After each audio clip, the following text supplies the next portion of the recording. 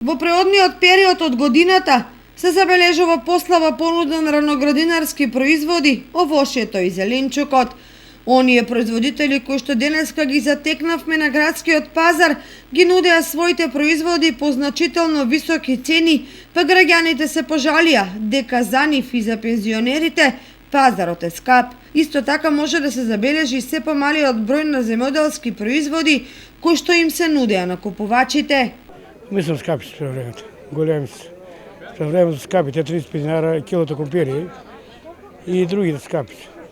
По-добро, ние што сме од плата мора така да викаме, а за земјоделците па за ниса чаби и сега не знам кој управо, па намалено и сезоната тој и времето, те пазаро не е и спрема самата сезона.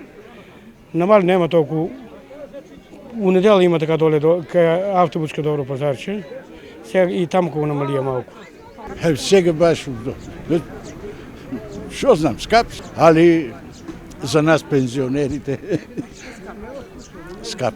Одгледувачите на раноградинарски производи со жалење велат дека во иднина се помалку ќе има производи, бидејќи скапите цени на ѓубривата и препаратите ги демотивираат производителите.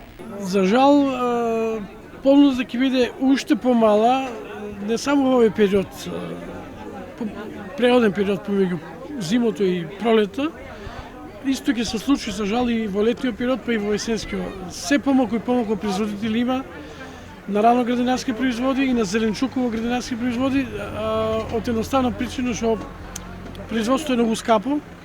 Еве за ваша информација, заштитните средства, препаратите, семињата и разни типови на ѓубрива, речиси над 100% скапнаа.